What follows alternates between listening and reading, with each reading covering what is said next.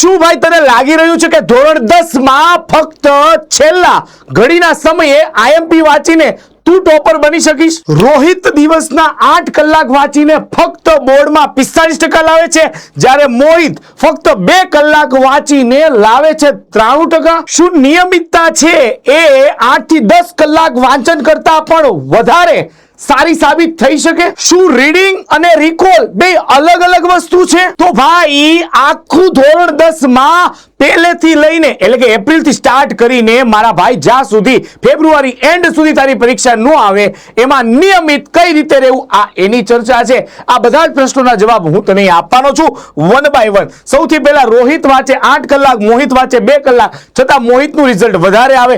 કેમ? કારણ કે મોહિત છે એ ક્યાંક મારા ભાઈ નિયમિત દરરોજે દરરોજ 2 કલાક ફિક્સ વાંચતો. તહેવાર હોય, સામાન્ય દિવસ હોય કે ભાઈ લગ્ન જેવો પ્રસંગ હતો મોહિતના ઘરમાં, તો મોહિતે વાંચીને આ રિઝલ્ટ પસંદ કર્યું. અને રોહિતે 8 કલાક વાંચ્યું, એક દિવસ વાંચ્યું, તહેવારોમાં નહીં વાંચ્યું, તો ભાઈ આ અનિયમિતતા ન જોઈએ. આગળનો પ્રશ્ન, નિયમિતતા મારા ભાઈ એક એક પાણીનું ટીપું જ્યારે ધરતી ઉપર પડે ને તો એક ખાડો કરવા સમર્થ છે, જ્યારે એક દિવસ તું વધારે વાંચી લે ને એ મહત્વનું નથી મારા ભાઈ.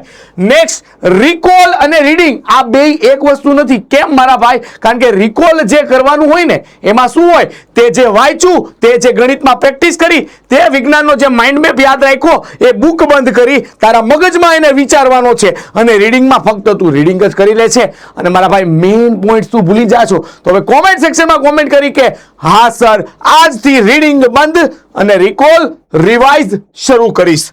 નેક્સ્ટ પોઈન્ટ, સૌથી મોટી ભૂલ શું તું યાદ રાખે છે? નવેમ્બર માસમાં સિરિયસ થાય અને પછી તું થાકી જાય. સર હું પરીક્ષાના એન્ડ ટાઈમ પર, બોર્ડની પરીક્ષાનો પીક ટાઈમ હશે ત્યારે વાંચીશ. મારા ભાઈ એક દિવસ તું જમવાનું, શું તું 10 દિવસનું જમવાનું એક દિવસની અંદર જમી લઈશ? નહીં, દરેકે દરેક દિવસમાં થોડું થોડું જમવું પડે. એટલે મારા ભાઈ તારે ખાસ કરીને એક વસ્તુ યાદ રાખવી પડશે, 3 સ્ટેપમાં તારી તૈયારીની શરૂઆત કરવી પડશે. આ 3 સ્ટેપ ક્યાં ક્યાં છે અહીંયા આવી જા. સૌથી પહેલા એપ્રિલ અને ઓગસ્ટ તારી તૈયારી સ્ટાર્ટ કરવા માટે, પાયો બનાવવા માટે સૌથી બેસ્ટમાં બેસ્ટ ટાઈમ છે. તો આ જે અનહેપીનેસ દેખાય છે ને એ હેપીનેસમાં કન્વર્ટ થશે. એના પછી સપ્ટેમ્બર અને ડિસેમ્બર બિલ્ટઅપ કરવાનું છે. જે ત્યાં તૈયારી કરી છે એને રિવિઝન સ્વરૂપે તારે જાતે પોતાની સેમ્પલ ટેસ્ટ લઈને તૈયારી કરવી પડશે અને સેલ્ફ મોટિવેશન રહેવું પડશે. અને તારા પોતાના લક્ષ્ય તરફ તારે કેલેન્ડરમાં ચોકડી મારવાની કે કયા દિવસે કન્સિસ્ટન્ટલી. મારા ભાઈ હું નથી કહેતો કે દરરોજનું તું 4 કલાક વાંચ, હું નથી કહેતો દરરોજ તું 8 કલાક વાંચ, પણ 2 કલાક વાંચ ને વાંચ. ગણિતમાં દરરોજ 5 દાખલાની પ્રેક્ટિસ કર અને કર. આટલું કરી લઈશ ને મારા ભાઈ તારે બીજું કાંઈ નહીં કરવું પડે. અને જાન્યુઆરી અને ફેબ્રુઆરી આ આઈએમપી માટે નથી, આ મારા દોસ્ત યાદ રાખજે કમ્પ્લીટ રિવિઝન માટે છે. Complete revision. અને અહીંયા રીડિંગનો મતલબ એવો નથી ખાલી વાંચી લેવું, ગોખી લેવું, નહીં મારા દોસ્ત. તારે અહીંયા જે વાંચેલું છે એને મેથ્સનું હોય તો પ્રેક્ટિસ કરીને જાતે ચેક કરવું પડશે. અને સૌથી અગત્યનું મારા ભાઈ રીલ્સ. આ મારા ભાઈ આદર્શ પરિસ્થિતિ છે, જો રીલ્સ જેવું જોઈ છે અને વાસ્તવિકતા અહીંયા છે. હું દરરોજ 10 કલાક વાંચીશ, નહીં બને ખાલી એક ટાર્ગેટ રાખ 2 કલાક. મારું ટાઈમ ટેબલ બનાવીશ, નથી બનાવવું અહીંયા નક્કી કરી લે. તું કેલેન્ડરમાં ટ્રેક કરીશ, જ્યારે 2 કલાક વાંચ્યું ત્યાં ચોપડી મારીશ. નેક્સ્ટ અહીંયા આવી જા. રીડિંગ અને રિવિઝન બે અલગ અલગ વસ્તુ છે. ચોપડી બંધ કરીને રિકોલ કરવાને હવે તું યાદ રાખીશ. નેક્સ્ટ અહીં આવી જા.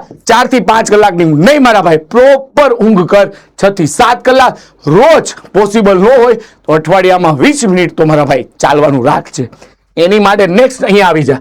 મહિનાના અંતે એક sample paper subject wise math, science, ST, English, Gujarati, IT એટલે કે ભાઈ સંસ્કૃત અને કમ્પ્યુટર જેવા વિષયને પણ અવગણવાનો નથી. જો આટલું તે મારા ભાઈ કરી લીધું ને મારા ભાઈ, જો 80% વધારે તારામાં સ્કોર આવી જાય તો 1 કલાક ક્રિકેટ રમી આવજે, તને છૂટ છે. અને જો તારો સ્કોર 50% નીચે જાય તો મારા ભાઈ તારે વધારે સમય આપવાનો. કોઈ દિવસ માની લે કે આજે તારથી વચાયું નથી 2 કલાક, તો બીજા દિવસે 4 કલાક વાંચવાની તારી તૈયારી હોવી જોઈએ. તો હવે કોમેન્ટ સેક્શનમાં કોમેન્ટ કરી કે હા સર હું નિયમિત બનીશ, હું કન્સિસ્ટન્ટ રહીશ. જો આટલું કરી લીધું ને તારું કામ ક્લિયર છે દોસ્ત. Thank you.